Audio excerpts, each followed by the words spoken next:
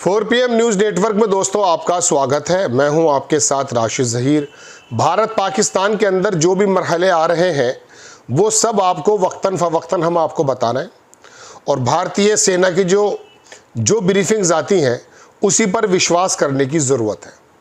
वरना आप जानते हैं कि कई तरह के फील्ड सजे हुए हैं, लेकिन जो फेक न्यूज़ का एक फील्ड है उसको वो कितना ज़्यादा किसी भी युद्ध को एस्केलेट कर सकता है, इसके बारे में अंदाज़ा इस बात से कर सकते हैं कि छोटी छोटी सूचनाएं भी कभी कभी दुश्मन देश को बहुत ज़्यादा फ़ायदा पहुंचा देती हैं। इसलिए बहुत ज़्यादा संभल के बोलने की ज़रूरत है। मैं आपको अमेरिका के अखबार की बात बताना चाहता हूं, चूँकि पाकिस्तान का मीडिया हो या हमारा गोदी मीडिया, वो किस प्रकार से दिग्भ्रमित कर रहा है और अपनी पहली बात तो पोजीशन उसकी थी नहीं, लेकिन जो भी पोजीशन थी झूठों की उसको भी ज़मीन में कितना ज़मींदोज़ कर दिया है, ये पिछले दिनों हमने देखा है। और मोहम्मद ज़ुबैर जो अल्ट न्यूज़ चलाते हैं, बीच में पाकिस्तान के सारे प्रोपेगेंडे और जो नोएडा चैनल से झूठ बोला जा रहा था उसको सबका उन्होंने पर्दाफाश किया। खैर, अमेरिका का अखबार है रॉयटर्स, उसने दर्शकों को एक बड़ी इंपॉर्टेंट रिपोर्ट छापी और ये बताया कि इस युद्ध के बीच में चीन क्या कर रहा है। और हमारे जो रक्षा विशेषज्ञ हैं, भारत की सरकार को चलाने वाला आला कमान है, वो इस बात से पूरी तरह से भली भांति वाकिफ़ है। लेकिन अखबार लिखता यह है दोस्तों कि वो दरअसल किस प्रकार से दोनों के बीच में नज़र बनाए रखे हुए हैं और कौन कौन से हथियारों को बना करके वो देखना चाहता है कि क्या क्या टेस्ट हो रहे हैं और उसको क्या क्या फ़ायदा। मैं आपको दरअसल दोस्तों कुछ चीज़ें दिखाना चाहता हूँ। ये राइटर्स की रिपोर्ट है, इसमें लिखा India Pakistan conflict offer rich intelligence opportunity for China. China से भी नज़र हटाने की ज़रूरत बिल्कुल नहीं है और ना होगी। लेकिन इसके बीच में जो लिखा गया है, एक पत्रकार हैं, उन्होंने बड़ी शानदार तरीके से लिखा कि आखिरकार ये चाइना का रोल क्या है। मैं आपको पूरा ये पढ़कर सुनाऊंगा, लेकिन उससे पहले एक बड़े पत्रकार जो इंटरनेशनल सब्जेक्ट्स पे बड़ी नज़र रखते हैं, उन्होंने लिखा कि समाचार एजेंसी रॉयटर्स की रिपोर्ट बता रही है कि इंडिया पाकिस्तान के बीच जो टकराव चल रहा है उसे चीन एक इंटेलिजेंस जैकपॉट की तरह इस्तेमाल कर रहा है। पाकिस्तान के Chinese made J-10C fighter jets और PL-15 मिसाइलें अब रियल वार जोन में इस्तेमाल हो रही हैं। इससे चीन को अपने हथियारों की परफॉर्मेंस का रियल टाइम डेटा मिल रहा है, जो किसी भी टेस्टिंग रेंज में मुमकिन नहीं होता है। इसके साथ ही चीन ने अपनी सैटेलाइट्स और सर्विलांस शिप्स को हाई अलर्ट पर रख दिया है। वो इंडियन एयरफोर्स की हर हरकत, रडार सिस्टम, मिसाइल रिस्पॉन्स और ट्रूप मूवमेंट्स को ऑब्जर्व कर रहा है। मतलब जो लड़ाई इंडिया पाकिस्तान के बीच में हो रही है उसका पूरा टेक्निकल और स्ट्रेटेजिक डाटा चीन क्वाइटली कलेक्ट कर रहा है। इतना ही नहीं, पाकिस्तान के साथ मिलिट्री पार्टनरशिप के चलते चीन को ज़मीनी हकीकत की जानकारी मिल रही है। चीन से बने हथियार एक्चुअल कॉम्बैट में कैसे परफॉर्म कर रहे हैं, इसमें उसे फ्यूचर अपग्रेड्स और एक्सपोर्ट स्ट्रेटजीज में भी मदद मिलेगी।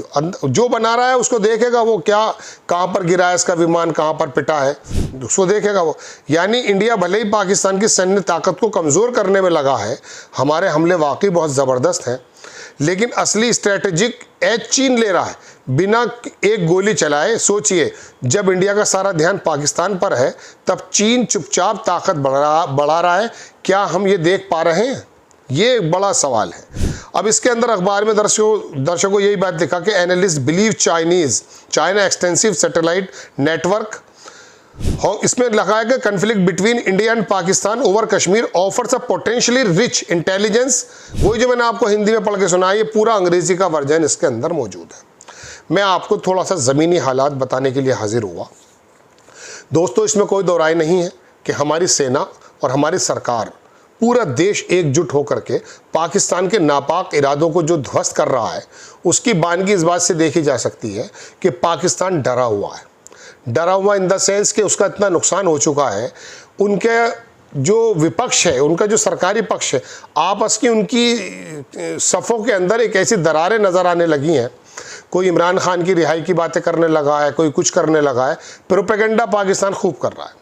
हमारी सेना, मैं इसके बारे में बहुत डिटेल में आपको नहीं बताना चाहता, क्योंकि ये हमारी स्ट्रेटेजिक मतलब थोड़ा सैन्य के बारे में बोलना, मैं समझता हूँ कि इस समय जो सैन्य हमारे जो स्रोत हैं वो जो खबरें दे रहे हैं उसके परिधि के अंदर ही हमें रहना चाहिए। और चूँकि हमारे मुंह से निकली हुई कोई बात जो गोदी मीडिया कर रही है, अभी मैं कल परसों देख रहा था कि जम्मू से उड़े 2 विमान, अरे आपको बताने की ज़रूरत क्या है? सरकार को कम से कम इन लोगों पर लगाम लगानी चाहिए जो दिग्भ्रमित कर रहे हैं देश की जनता को भी, और कम से कम अपनी बेवकूफ़ी से ऐसी सूचनाएं तो सीमा पार नहीं पहुंचा पा रहे हैं। आप सोचते हैं कि अंजना ओम कश्यप को सुन नहीं रहा होगा, पाकिस्तान सुन रहा होगा। तो हमें बहुत संयमित तरीके से बातों को रखना है इस दौरान। ऐसे में दोस्तों जो ये सोर्सेज हैं, मैंने अमेरिका की बात भी इसलिए बताई राइटर्स की कि दरअसल चीन जो है ना वो मैन्युफैक्चरिंग हब में पूरी दुनिया में काबिज हो चुका है, इसमें कोई दो राय नहीं। अमेरिका से उसकी टक्कर है। अमेरिका के यहाँ कोई ऐसा मैन्युफैक्चरिंग हब नहीं है, वो चीन में, भारत में, ताइवान में, दुनिया के दूसरे मुल्कों में अपनी चीज़ों को बनाता है। हाँ, इनोवेशन वो ज़रूर करता है, स्टारलिंक वो बनाता है, गाड़ियाँ वो बनाता है, इंटरनेट बनाता है, और गूगल और माइक्रोसॉफ्ट वो सब चीज़ें बनाता है, लेकिन जो प्रोडक्ट के रूप में मार्केट में आता है वो उसकी मैन्युफैक्चरिंग वो दूसरी जगह कराता है। ऐसे में उसके हथियार, फ्रांस के हथियार, जर्मन के हथियार, रशिया के हथियार, इजराइल के, ईरान के, टर्की के, ये तमाम दुनिया में छाए हुए हैं। चीन इस इंडस्ट्री में नया है। उसने आकर के पाकिस्तान को जो भी मदद दी हो, ये जो फाइटर्स प्लेन और ये मिसाइल्स की बात मैं आपसे कर रहा हूँ, वो इस पर बारीकी नज़र रख रहा है कि हमारी भारत की तरफ से जो चलाने वाले हथियार हैं वो उसको किस तरह से ध्वस्त कर रहे हैं। बड़ी बारीक नज़र है। S-400 जैसे हमने लिया है, हालांकि अब मैंने आपको भी 4-5 दिन पहले एक एपिसोड बनाया था, मैंने उसमें मोदी जी के बारे में बड़ी तारीफ़ की थी। मैंने कहा था कि अमेरिका के बेहद प्रेशर के बावजूद हमने उनका पैट्रियट सिस्टम नहीं लिया है। हमने रशिया से S-400, ये अब तो खैर वहाँ S-500 बन गया गालिबन, S-400 जब तक ये बना था, टर्की ने भी लिया था उस ज़माने में, ये दुनिया का सबसे बेहतरीन एंटी डिफेंस एयरक्राफ्ट सिस्टम है। ये किसी भी हमले को रोक देता है और इसने शानदार काम भी किया, इसमें कोई दो राय नहीं है। तो उस समय अगर हम पैट्रियट के चक्कर में रहते तो पता ये चला कि इसने जो थार्ड लगाया है अभी इसराइल में, यमन के हूसियों ने उसको आकर के वहाँ पर धता बताते हुए बेन गुरियन एयरपोर्ट पर ही हमला कर दिया। तो हम बहुत ही सफिशेंटली और बहुत ही, मैं कह सकता हूँ, प्री प्लान के तरीके से इस जंग को ले रहे हैं, इस झड़पों को ले रहे हैं। पाकिस्तान की जारियत बढ़ रही है। उसने यहाँ पर आके निहत्ते लोगों पे जिस प्रकार भी 12-15 जो बताए थे अभी पिछले दिनों, और जो भी हमले उसकी तरफ से, और उसका मुंह तोड़ जवाब हम बराबर दे रहे हैं। और ये यकीन मानिए कि ये पाकिस्तान की जो सैन्य शक्ति है जो दुनिया में आया है, 3 से 4 दिन फुल फ्लैश अगर जंग होती है, हालांकि सुनने में आ रहा है कि पाकिस्तान की तरफ से ऐलान हो गया है, अभी हमारी तरफ से जो ऐलान होना है वो बाकी है शायद, और वो होगा तो आपको पता चल जाएगा। जिस दिन भी फुल फ्लैश जंग में हम आ गए, 3 से 4 दिन से ज़्यादा का एम्यूनिशन पाकिस्तान के पास मौजूद नहीं है। और यही वजह है कि उसके तमाम जो मामलात हैं वो बिल्कुल मुंह के बल गिर रहे हैं, और भारतीय सेना बड़ी पराक्रम के साथ अपने पहलगाम के बदले को भी ले रही है। हालांकि आपको कई बार बता चुका हूं मैं, और हमारा जो आउटलेट्स हैं वो बता चुके हैं कि हमने सिर्फ उन जगहों पर हमले किए थे जिनके बारे में ये कहा जा रहा था कि आतंकी ठिकाने हैं। ना पाकिस्तान की आर्मी पे तब तक हमला किया था, ना सिविलियन पे कोई हमला किया था, और कहा था कि अगर आप एक्सकेलेट करते हैं तब जवाब देंगे। इनके गोया कि हमारा स्टैंड बिल्कुल साफ था। लेकिन पाकिस्तान तो जारियत पे है, चूँकि उसकी अपनी लोकल पॉलिटिक्स इस प्रकार की है, उसका वो लेने के लिए, इमरान खान का और बाकी विपक्षी लोगों का वजूद कम करने के लिए वो भारत से लड़कर ये दिखाना चाहता है कि देखिए हम सब एक हैं। जबकि उसके रक्षा मंत्री को अपनी लोकसभा में ये नहीं मालूम है कि कौन सी चीज़ गिरी है, कौन सी चीज़ नहीं गिरी है। बोल रहा सोशल मीडिया पे चल रही है। खैर दोस्तों, चीन की तरफ से नज़र रखने की बहुत ज़्यादा ज़रूरत है। वो बड़ी बारीकी नज़र से देख रहा है, और वो जो आम इंडस्ट्री है उस पर अपना वर्चस्व किस प्रकार से वो लाना चाहता है, वो इस युद्ध में और इस लड़ाई के अंदर उसकी बारीक नज़र है। ये राइटर्स ने छापा है।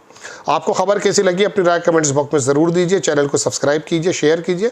नेक्स्ट टाइम में किसी खबर के साथ हाजिर होता हूँ। जय हिंद।